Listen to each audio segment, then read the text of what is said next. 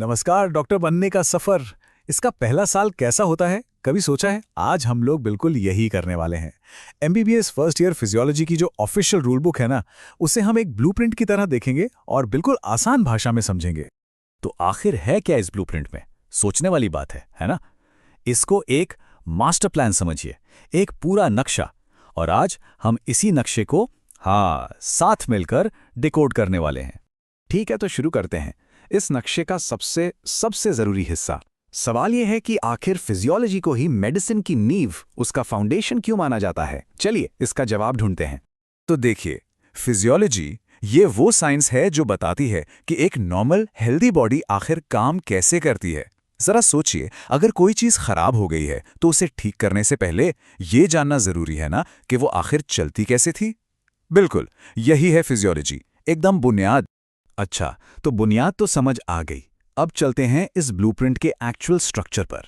मतलब इसकी पूरी डिजाइन कैसे की गई है, क्या क्या है इसके अंदर। चलिए गहराई में उतरते हैं।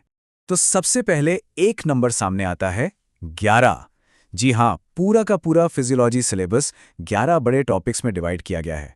इसमें सब कुछ है, हार्ट और ब्लड सर्कुलेशन से लेकर सीधे दिमाग और नर्वस सिस्टम तक। पूरी बॉडी कवर हो जाती है इन 11 टॉपिक्स में। और बात यहां खत्म नहीं होती। इन 11 टॉपिक्स के अंदर हैं 137 कॉम्पिटेंसीज। अब ये कॉम्पिटेंसीज क्या हैं? ये सिर्फ चैप्टर्स या लेसन्स नहीं हैं, बिल्कुल नहीं। ये हैं वो स्पेसिफिक स्किल्स, वो नॉलेज जो हर स्टूडेंट को साल के अंत तक मास्टर करनी ही पड़ती हैं। ये जरूरी हैं। ये पूरा सिस्टम एक बहुत ही मॉडर्न अप्रोच पर बेस्ड है, जिसे कहते हैं CBME। इसका फंडा बहुत सिंपल है। फोकस अब सिर्फ किताबें रटने पर नहीं है। फोकस इस बात पर है कि ट्रेनिंग के बाद एक स्टूडेंट असल में क्या कर सकता है। थ्योरी से ज्यादा प्रैक्टिकल स्किल्स, यही तो असली बात है। और देखिए, हर चीज कितनी सिस्टमैटिकली प्लान की जाती है। इस टेबल में साफ दिख रहा है। हर कॉम्पिटेंसी का एक यूनिक कोड है, एक डोमेन है, मतलब वो नॉलेज है या स्किल। फिर उसका एक लेवल है और उसको सिखाने का एक फिक्स्ड मेथड भी। कुछ भी रैंडम नहीं है, सब कुछ बहुत ही ऑर्गेनाइज्ड है। तो ठीक है, कॉम्पिटेंसी है, लेकिन कोई कितना गहरा सीखा है, ये कैसे पता चलेगा? यहां एंट्री होती है मिलर्स पिरामिड की। ये एक कमाल का फ्रेमवर्क है। इसको एक सीढ़ी की तरह सोचिए। पहली सीढ़ी है जानना, फिर आती है करके दिखाना, और आखिर में बिना किसी हेल्प के खुद करना। लर्निंग के लेवल्स हैं ये। ओके, तो अब तक हमने देखा कि क्या सिखाया जाता है। अब आते हैं इसके दूसरे पहलू पर कि कैसे सिखाया जाता है, क्योंकि सिखाने के तरीके भी तो बहुत इंपॉर्टेंट हैं, है ना? और ये मत सोचिए कि बस क्लासरूम में बैठकर लेक्चर सुनने हैं, बिल्कुल नहीं। यहाँ स्मॉल ग्रुप डिस्कशंस होते हैं, प्रैक्टिकल्स के लिए डेडिकेटेड स्किल लैब्स हैं, स्टूडेंट्स को खुद से भी पढ़ना होता है, और भी बहुत कुछ है। पूरा मकसद ये है कि लर्निंग बोरिंग ना हो, डायनामिक हो। और जब स्किल्स सिखाने की बात आती है तो एक बहुत ही इफेक्टिव मेथड है जिसे कहते हैं DOAP। इसके 4 सिंपल स्टेप्स हैं। पहला, टीचर करके दिखाएगा, यानी डेमोन्स्ट्रेट। फिर स्टूडेंट की कोशिश को ऑब्जर्व किया जाएगा। जरूरत पड़ी तो असिस्ट यानी हेल्प की जाएगी। और आखिर में जब स्टूडेंट अकेले कर लेगा तो उसके परफॉर्मेंस को सर्टिफाई किया जाएगा। सिंपल और ब्रिलियंट। चलिए, पढ़ाई हो गई, ट्रेनिंग भी हो गई, लेकिन ये चेक कैसे होगा कि स्टूडेंट्स ने आखिर सीखा भी है या नहीं? क्वालिटी चेक तो जरूरी है। इसी के लिए है एक 2 पार्ट असेसमेंट सिस्टम। तो असेसमेंट के 2 मेन तरीके हैं। एक है फॉर्मेटिव, ये साल भर चलता रहता है। छोटे छोटे टेस्ट्स, असाइनमेंट्स, लॉगबुक्स के जरिए। इसका मकसद है फीडबैक देना, लर्निंग में हेल्प करना। फिर आता है समेटिव, ये है साल के एंड में होने वाला बड़ा यूनिवर्सिटी एग्जाम। इससे तय होता है कि कोई आगे जाएगा या नहीं। एक है प्रैक्टिस, दूसरा है फाइनल मैच। और इंटरनल्स में मार्क्स कैसे मिलते हैं, ये चार्ट बिल्कुल साफ कर देता है।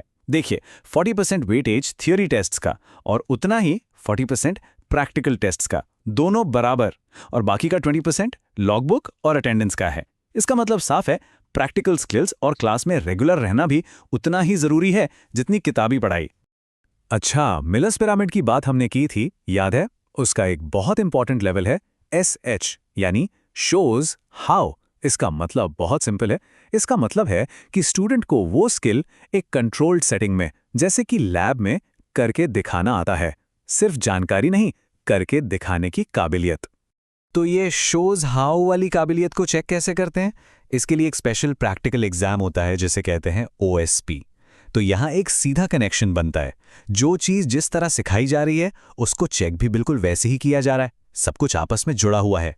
तो इतनी मेहनत के बाद, इस पूरे 1 साल के ब्लूप्रिंट को फॉलो करने के बाद आखिर हासिल क्या होता है? मतलब फर्स्ट ईयर के एंड में एक स्टूडेंट के पास आखिर क्या स्किल्स और नॉलेज होते हैं? रिजल्ट काफ़ी इंप्रेसिव है। पहले साल के बाद एक स्टूडेंट ना सिर्फ बॉडी के फंक्शंस को एक्सप्लेन कर सकता है, बल्कि उसके हाथ में रियल वर्ल्ड स्किल्स होते हैं। बेसिक लैब डेटा को इंटरप्रेट करना, बीपी और पल्स लेना, स्पायरोमेट्री करना, बेसिक ईसीजी रिकॉर्ड करके समझना, ये सब कुछ, ये सिर्फ थ्योरी नहीं है, ये प्रैक्टिकल काम है। और ये जो बात यहाँ लिखी है, ये इस पूरे करिकुलम का निचोड़ है, आत्मा है। गोल सिर्फ कॉन्सेप्ट समझना नहीं है, असली गोल है उस नॉलेज को, उस समझ को क्लिनिकल सिचुएशंस में अप्लाई करना, मतलब क्लास की पढ़ाई को हॉस्पिटल तक ले जाना। तो आखिर में वही सबसे बड़ा सवाल, क्या ये नया ब्लूप्रिंट, ये नया तरीका वाकई फ्यूचर के डॉक्टर्स तैयार कर रहा है? वो डॉक्टर्स जिनकी समाज को ज़रूरत है? ये एक ऐसी बात है जिस पर सोचना बहुत ज़रूरी है, क्योंकि मेडिकल एजुकेशन का फ्यूचर इसी पर टिका है।